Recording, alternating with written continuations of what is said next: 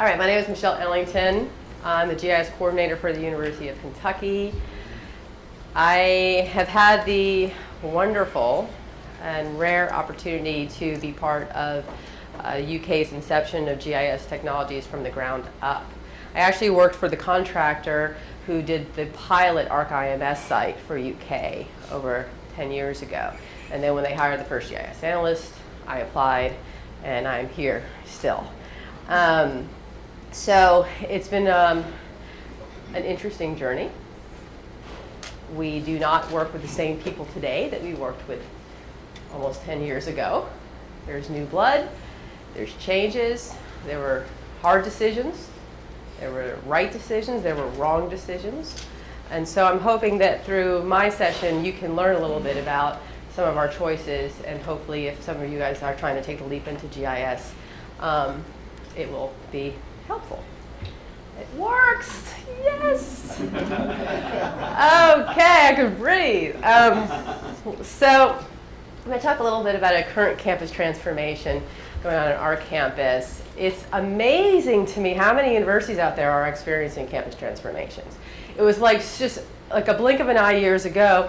There were budget cuts and layoffs and no money anywhere. And now all of a sudden there's like billions of dollars being poured into our universities. There is a need for change. There is a need to increase and expand our living and learning spaces. And our jobs just got a lot tougher. What once was information exchanged through someone walking into my office and giving me, a sketch on a napkin, now is coming in with Revit models, databases, information coming in so fast and furiously, and if we don't have our workflows and processes in place, we will not be able to survive. And we will not be able to implement the solutions that our universities need. So our 1.7 billion, B as in boy, dollar transformation on UK's campus is making us get good quick.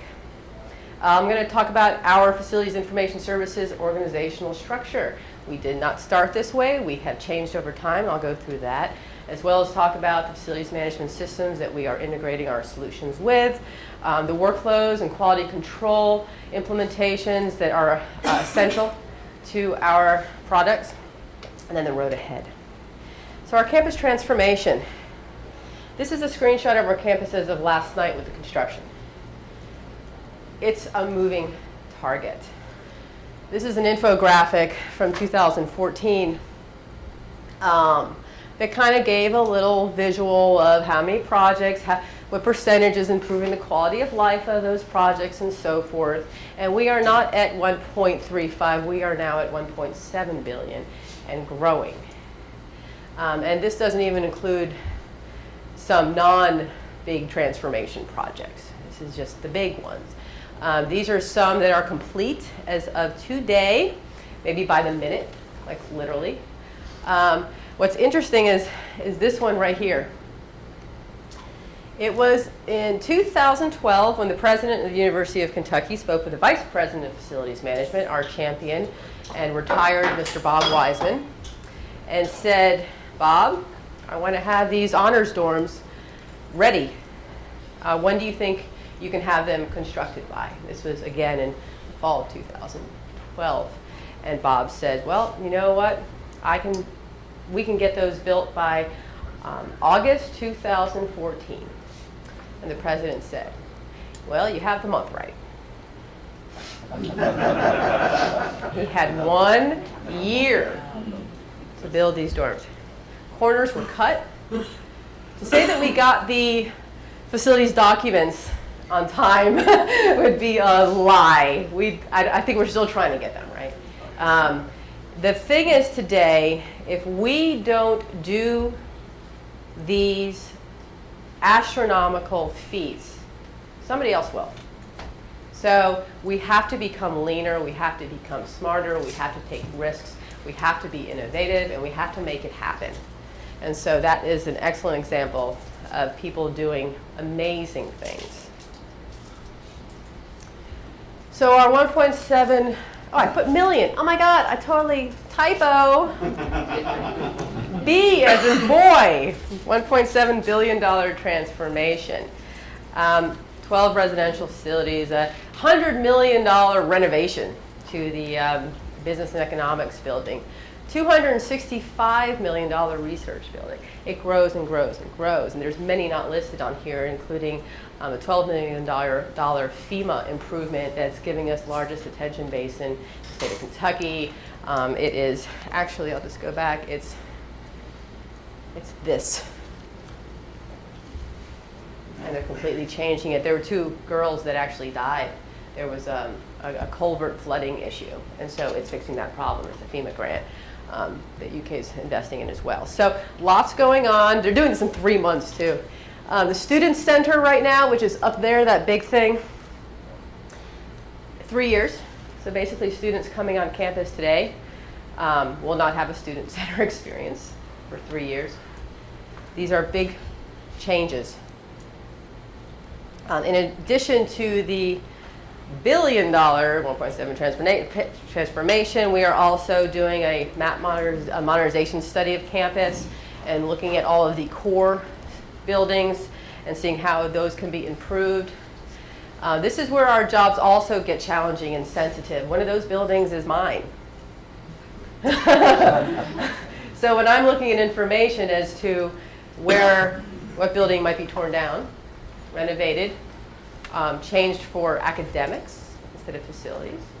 You know, our jobs get very sensitive quickly. We are going to start probably implementing a non-disclosure agreement in our jobs. One thing that's very interesting about all this I'm showing you is that, you know, these decisions, the planning for our campuses is coming in way before the construction is happening.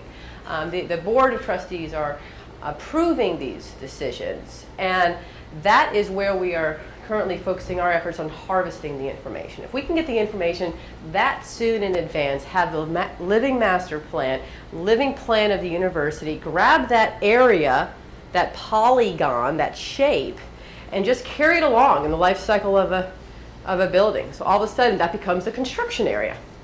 And then all of a sudden that becomes the project area that we can now do spatial queries and look up our work orders and our meridian files based off all of that shape that starts way here at the Board of Trustees Facilities Committee review, which I'll show you. So our organizational overview. I don't even think we're innovators, to tell you the truth. I'm like a parrot. I parrot things, and they sound really good, but I love things, and I like good to great. This is a book that if you guys haven't read it, read it. The enemy of great is good because good is good enough. I mean, how many of us work with folks or are guilty of it ourselves? We're like, that's good enough. I'm not going to go towards great. Well, in my group, we really strive to be great, and we follow the concepts here. One of the concepts I love is the concept of the flywheel. And the flywheel is like, you know, visually this huge multi-ton wheel that represents your effort, your goals, your vision to implement something great. And you push it with all of your might. You push it. You're trying so hard, and it just won't move. You have people who are against you. You don't have the support you need, but you keep pushing. You keep trying, and you fail, and you fail. You implement a small cycle of change, and it fails, and then another small cycle of change, and it sticks. And that wheel moves a little bit. And you keep pushing, and eventually you make one full rotation. And then you make another, and another. And then it starts going, and you can't hold on, and you got to step back, and it's out of control. And that's kind of where we are with our investments. It's going crazy. We went from a staff of 1 to now we have a reorganized department of 26 positions. We just became our own department last year. Huge. We have our own operational budget. Huge. You know, so these are the things that happen over time. You don't give up, you keep trying, and you don't settle for good. Another way that we take this on as a good approach is the first who, then what approach.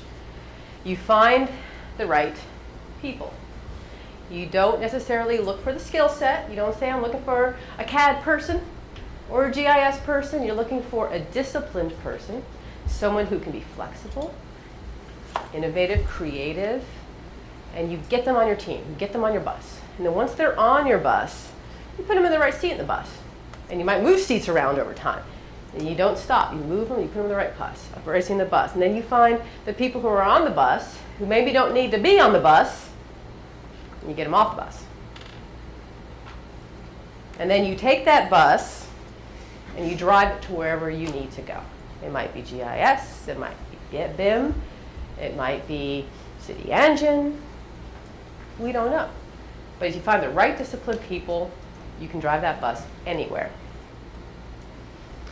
So that is the level 5 management path, as opposed to a genius with 1,000 helpers. How many of you guys know any of those kind of models where you have that one person who knows exactly what needs to be done, and they say, you do this, you do this, you do this, you do this, and you're following me, and then all of a sudden what happens? That person retires. And these people, I mean, they're not invested. They don't know how to put things together and proceduralize things because they are just part of a cog, right? First who, then what? So that's our team. That's a photo from last year's retreat. We had an advance this year, so that we retreated from our old department, and then this year was an advance, and we do all kinds of activities and team building, and we're very dedicated to mentoring and investing in our people. The practice, in another slide later, is the Toyota way, as opposed to the American way. The American way is you have one person on top, and then you have the workers down here. And the Toyota way is flipped. You have the workers up here and admins down here. And I work for my people. I support my people. I grow for my people. Whatever they need, I clear cut it. I make the paths for them. If in the Toyota way, a one-piece flow, a car comes off the production line every 52 seconds, and it's the same every single time, and it's excellent every single time, and it's the best vehicle in the entire world every single time, because the right process produces the right results. And so what you want to do is you want to invest in the people, and you want to teach them that if they make a mistake, if they do something really bad, it's okay. For example, a Toyota production line, someone is screwing into the fender, and they slip, and it makes a scratch. In the Toyota way, they pull the cord, the entire production line stops. It's a lot of money when it stops. But what they do is they all hover around, they look at what happened, they mentor the person to hold their hand a little bit more steady, and they catch it and they stop it and they fix that problem right then and there, instead of catching it way down the line when there's 20 fenders that have gone out and now scratches on them. And so these are some of the core 14 principles that are part of the Toyota way. So with our department, great people, this is my unit of geospatial. I am the supervisor of the GIS and the CAD folks, as well as the physical vault and archives that support daily operations. And then this thing, I don't even know what to call it. I call it facilities information. But it's basically, we serve as the liaison to the city. We work with the 911 addressing. We do all the room numbering for the university. We implement the standards for work with capital projects for the deliverable standards and formats. And it really is like this facilities and strategic planning reports. The woman who serves in that role is a 30-year experienced licensed architect. It's just facilities information, and it's one of our core pieces. We also have our programmers, of course. We do need programmers. We are under IT, as well as our field services group. So again, we have about 26 positions. Not all are filled. We do keep vacancies. Many of those are students, temporary workers, and we just kind of like change based on what our current projects are. So our facilities management system integration. I think I got a lot of them. I kind of just put up these these images and thought about what are some of the systems that we all have in common possibly on our campus. And really, you know, they're connected.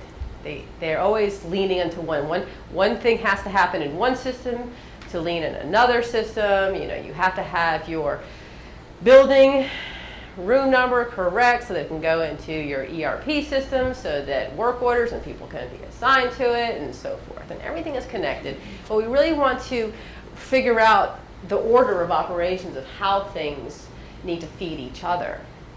And in universities, I think that we do it like wrong. Like we do it like the wrong way all the time. Like this is our model. You know, so we have EBARS, which is our homegrown plant asset system with our space information, department ownership, room usage. And EBARS is like this hub. Like everybody goes to EBARS. EBARS has everything, but people feed it like little bits of information, not complete sets. And then our ERP, Enterprise Resource Planning System, actually gets a data dump from EBARS and pulls it out. But what's interesting is all of the administrators want the reports that can be generated from our ERP that EBARS can't generate. And so it's like this crazy thing. And if we're lucky at the tail end of all this process, we in facilities get the information and we're able to update our records. Does any of this sound familiar to any of you guys out there? This is like craziness, but this is our world. And so our planned flow is we are going from everything happening in the physical facilities. When we update all the documents, we feed it to SAP, and then everybody pulls from that single source of truth. So one-piece flow, and it ensures that all the information is right across systems. Our goal is 100% accuracy across systems, not 99, 100%. And that doesn't mean that we're getting everything in our system. Doesn't mean there's a renovation out there that didn't get missed. It just means that if it's wrong in one place, it's wrong everywhere.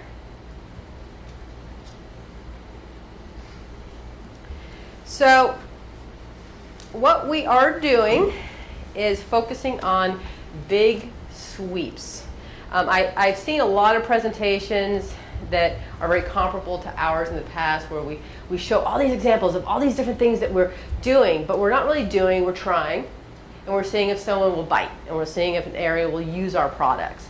And pretty much like 90% of the time they don't. Like we used to map like all kinds of like student registrar information across the country and show where applicants were coming from, and registrar they really weren't interested. They want to do it themselves. And, you know, and so we try, and what we realize now, the flywheel is going crazy for us, that we really don't have time to play anymore. It's kind of sad reality. So what we're going to do is we're only going to invest in building data sets, databases, products that are maintainable and that we can grow. And so with our base map, we did complete the base map around 2009. The effort started around 2004, for a little bit of history there. So it was a significant amount of work, and now we have it so that we are being fed all information from when buildings are demolished, acquired, built, renamed, construction on campus. We can update sidewalks and roads names change and all that stuff. And we have that all figured out. We're doing the same thing with floor plans. About 5 years ago, old Bob Wiseman, he asked for a report for square footage for a certain set of buildings. And just like all universities, there are many different silos of information that store that.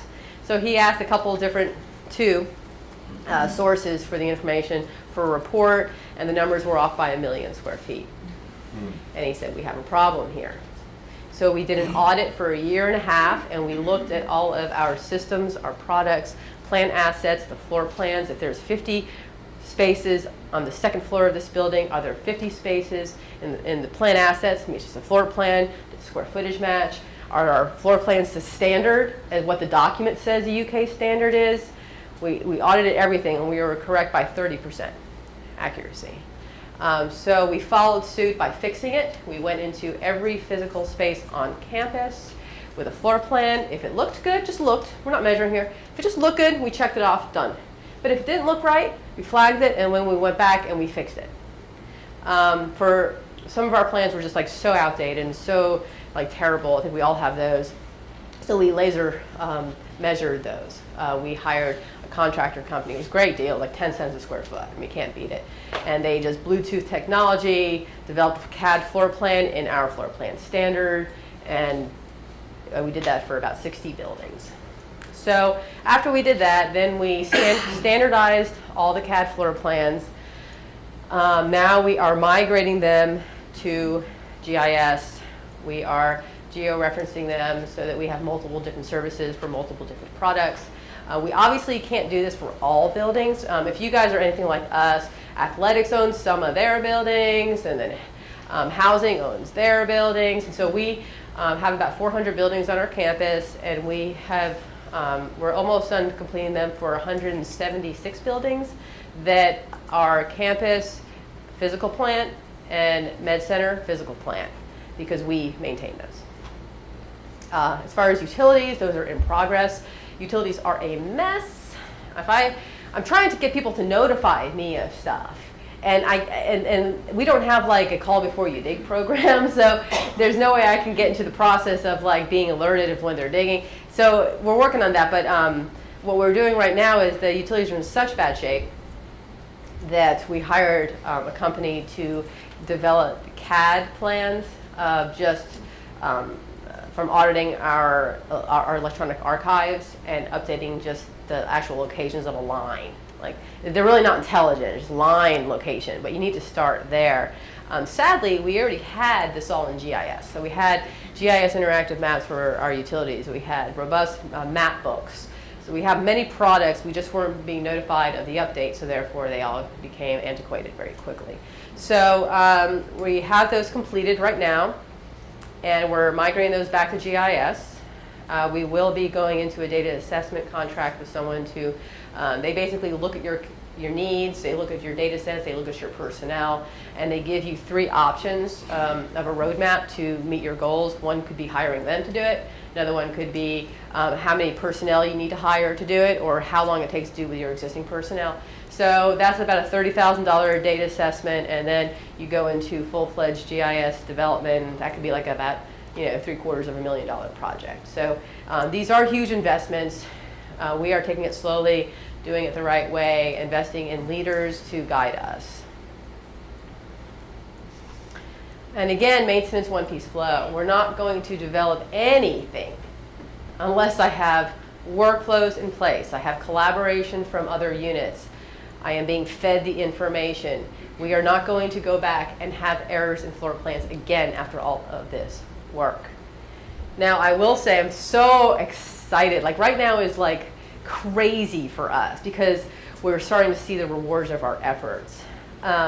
So that modernization study I showed you, literally, it was like 2 weeks ago, EVPFA says, can you give us space and department usage analysis reports of the buildings identified for phase 1? So I was like, oh boy, this is it. We're going to look at our migrated data sets. We're going to go to plan assets E-bars, which that's where it still is, and we're going to do a data join. And we're going to see if it joins 1-to-1. This is big. I mean, this is like, it's never worked, 100%. Not one record did not join. Huge. I'm not going to say that we're there for all of it, but for these small buildings in this subset, it worked. Huge times for us right now. And only once do we have this in place do we work on analysis. That is our strategy. Anybody's base map looks or looked like this? Pretty common. CAD. That was our functional engineering scalable product. This was the campus sketch map around 2004, what a student used to navigate campus. We have migrated this, as I said, to GIS, and so we have web services very easily shown in different layer looks, pushed out to multiple technologies and views. That's where we want to be. We want to have this easily accessible and consumable by people and easy to read. A map to me should not have a legend. It should be able to just be digested and consumed and guide the user. We make many maps for the university. We make maps for the board of trustees, for the president, for the students, for wayfinding, for navigation, campus kiosks, for the hospital, for accessibility tours, for green spaces. Many, many different products, and we can only create the analysis and the development once you have the base map in place. And then you just join all the data sets to it to make it come to life. So, I'm going to attempt to do a demo on somebody else's laptop. I'm so nervous right now, you have no idea. It was all set up on mine. It's the truth. So, this is the facilities website. This is our campus construction website. Yeah. It's very bright. That's okay. And so this is a site that we do maintain. Okay, so we update all this information and content. So if you go down to the projects, this lists all the projects that are currently going on campus. You know, here, and we create maps. We put all these links, like fact sheet, and everything to make a transparency of the information to all that need it. This is a map that we developed to support the changes, so someone can see, know through traffic, and they can share this information, get it out. Here's the map. In addition to showing the existing construction, we also showed the planned construction for some areas, the different phases, to give people a view. These are the shapes that I'm talking about. There's no reason why one of these shapes can't start during the planned, follow through the life cycle of construction, and then end as that searchable area for project drawings. With the contacts, people join the notification list, and then we get to spam them, but they got to sign up for it. And so we send out notifications of all construction impacts on campus. We also support the physical plant. And so this is the PPD page. We have our we have printable campus maps, which just are downloadable and so forth. But then we also have what we call our 2-click campus map. And so here you can click once to zoom in. Actually, let me zoom out a little bit. And then you can click twice to retrieve information. So here's eFacts. You click on there, you can get floor plans, you can get download the PDF, the DWG, and a square footage index table, which I'll show you. I'll see if his virtual, he doesn't have his Java updated. So we have virtual facilities where you can do your 360s, interior space, spheres. With the images, you can look at the campus oblique imagery. We do get our campus flown for obliques twice a year, every 6 months. We have our orthos flown once a year. Our campus changes that fast. I mean, we need this data, right? And so we serve it all out here on these viewers. Let me show you this. So we just recently started doing like measuring and markup tools. So you can, measure and toggle your units, and that's really nice and easy. You can do it in square feet, acres, and so forth. And so as far as our UK website for the public, is it coming up? There we go. This is our interface for the public. And what you can do with this is now we just, you can look at the occupants of a building, and you can also do like find nearest parking. You can see where your visitor parking is. You can see where your employee parking is. You can route to, a different, to here, and then you can get your mileage and distance as to how long it takes, 6.7 minutes. This is being incorporated into student success factors during registration so that they can know if they have enough travel time in between classes. Many different functionalities on here. You can look at like all the different e-parking on campus and so forth, and it's a pretty usable interface. Really fast. You can look at your construction. We try not to get it too junky. GIS maps tend to get littered with layers really quickly, so we try to keep it pretty simple for people, and that's kind of that. So back to this. Are you going to talk about what that technology is that you're using? It's all GIS. So it's ArcGIS server, and we are in an enterprise system. So all of our cloud. Nope, not the cloud. No, we still have physical servers. Okay, so floor plans are kind of the same boat as base map. This is what our floor plans used to look like. They were all in CAD and pretty simple, and actually they still look like this, and we still maintain the CAD. Don't get me wrong, we have to have CAD. The architecture and the renovations need CAD. So this is our base. And then we just convert everything over to GIS. This was, or is, I guess, the existing PDF printable products that come out of CAD. We are getting away from this, and it's going to go GIS, just because you have more power of the display and how we can show things. And then this is the historic, which is gone. I destroyed it. This was how people used to maintain disseminating square footage and assignable and non-assignable spaces attached to each PDF. It was manually computed, because you can't do addition on a spreadsheet with columns laid out like this. So now it's all database driven, and I'll show you that spreadsheet. So now we have all of our floor plans of the 176 in a service where we can start looking at the relationships in the base map view. And then my examples to show with this are, so here is like the recent product we delivered for the modernization study. This is Pence Hall, and it's just showing the different room. This is department usage, and then there's the metrics, and then here's the space usage. So very easy to do. Like we did 9 buildings in 8 hours, and this is like, and then 2 map sets per building. Pretty quick. We want to get away from maps completely and have this on the interface so that the user can do it. And now that the data is one-to-one, we are very quickly getting in that direction. This is BAM, our building analysis map. This application is used for master planning, the new UK budget model, many different things. We can do things like look at building efficiencies.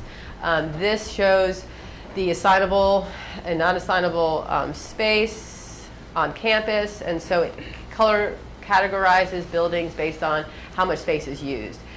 As far as the workflows, utilities, we really haven't done too much with utilities because, like I mentioned, they are all in process right now, in progress. What we have is we are serving out the information. So as far as workflows goes, we do heavily rely on lead management practices. We collaborate with anybody who will listen to us and want to play. We are making change, making a difference. People really enjoy working with us now. We try to make it easy. We service with a smile. We're very customer focused, and they're really starting to buy into that. We rely on our system tools for quality control, and then metrics are a very heavy part of our workflows. Again, the Toyota way. If you have not read this, read it. I've read it probably 8 times. We study it. We do readings in our department. We even have a lean process tracking website where every employee is responsible for adding in 1 LPI, lean process improvement, a month, and we have to meet our goals. There's no penalty for it. We just want to stay ahead. We have this page that shows all the principles, and we go over them. We have discussions. I meet with each individual person once a week, one-to-one meetings, and I mentor them, and I grow myself because the best way to learn is to teach. And then people input their LPIs, and then we have meetings and we talk about it. Because that's another great thing. How many of you guys know someone who does something cool in the department and you don't really know about it? Like, you know, so you need to learn about these new tools and the documents that are out there. So this is a great way for that as well. All of our data is standardized, documented, and everyone is cross-trained. This is an example of our base map services, different colors. All of our maps are templated out, and we have this nomenclature that describes what the planning versus a decorative map looks like, and the size, so you can have a visual control to quickly see what you want. When you open up ArcMap, you don't need to be a map genius. My students now create our maps. We have one piece flowed out a creative process. So they just click on a layout, and they're off and running. There's 11 by 17, 24 by 36, 8.5 by 11, our map books. Very, very easy. Takes time, but once you have it, you run with these systems. We standardize out our database designs. Here is our base map. Again, we employ concepts with lean of visual control, so you can quickly see which of your feature classes have subtypes, which are archived, which are developed from automated procedures. Here's our floor plan database design. So those features are the one-to-one of the architectural CAD plan. And then these are developed by automated procedures that create these two services that are now consumed in our interactive products. Every process is flowed. This is the workflow to create a map. Forms are used, quality control. It has to happen this way. And the great thing about having this, when you have it all documented and someone does something wrong, they're not doing anything wrong. They're just not following the process. And then it's not on you. You say, well, the document says to do this. It's not about you. It's not emotional. It's all about the process.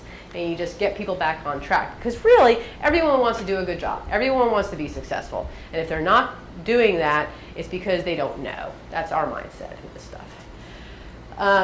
We've expanded onto these pretty cool workflow diagrams where this is actually clickable. So this is like an overall flow on the first page, and you can click all these gray boxes and jump to the different workflow diagrams. This is for the Med Center PPD's work process for renovations, and they want to know every single part of it. And what's great about this, when you have the discussions with people, they can now say, well, you know, right here, I need to be reviewing this. I'm the approver of this, and then you add that, and you increase the flow. Here's one simple that we did for the renovations. Every time there's a renovation, where does the room numbering occur? So with this is just a communication tool between two departments, us and the Planning Design Construction Group. Development tools, this is our CAD GIS comparison tool. We load in the CAD, we load in the GIS, and we can quickly see when there are label errors that don't match, square footages that don't match. We just press these different buttons, and it gives us a report, or if it is successful, you get check marks. Same thing with metrics for our UGIS reporter. We need to have impervious square footages, linear, the mileage of the UK-owned roads, how many different parcels we have, and so forth. Quick information. As far as metrics go, our team is in ServiceNow. Is anybody in ticket systems here? No? Okay. ServiceNow is an excellent ticket system. All of our requests go into ServiceNow.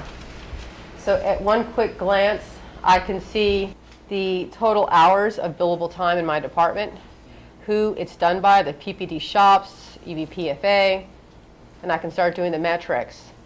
And we use this for our billing. I am now working with task boards, which, anybody use Trello here? Okay, Trello is a great management tool. It's free and everything, but it's visual. And so now what I've done is I've implemented, ServiceNow actually bought Trello, which was awesome. So now I can look at the individual tickets in meaningful lanes. And I can click on the individual student and see who's working on what and which are the high priority jobs. By having your information defendable, You can discuss it with administration and gain the support you need to get more resources to meet their expectations. ServiceNow has enabled that for us. One more slide. Future map. We are undergoing a possible reorganization again. Mr. Bob Wiseman is no longer with us, and well, he's still alive. Thank God. Okay. He retired. Yeah, but Vice President Mary Vosevich is now new, and she brought in APA to do an audit on us. Not us, but all of facilities management. And so in the next couple of weeks, there will be a full throttle facilities management reorganization. So, and you need to do that. You need to be able to change in order to support the demands of the future. With our floor plan user system, like I said, we now have the functional critical layers in place, and we're deploying the interactive mobile tools. And then I really want to do roofs. I think that bringing in the warranty information, it's all on the top, so it'll be easy to just visualize the floor plans at that level. Want to do routing through buildings. Very easy to do at this point. Project life cycles, again, with the FCR facility committee review and the construction areas, and the project archives. What I failed to mention is that with the FCRs, we are actually about 2014, we are now putting the maps inside of the facility committee review document. And again, we want to do utilities development, develop departmental user tools like for parking and transportation. I just want to give them an interface so they can update their different parking permit types, and the map reflects those changes without us being in the business. We want to have them part of the system and not us running the system. And then lastly, document management integration. I'm really impressed with what I saw with Meridian, and we need to start connecting those dots as well. So that's all I have. Any questions? How many person hours did it take to actually get to this stage where you're at right now? Let's just say I use a lot of hair dye.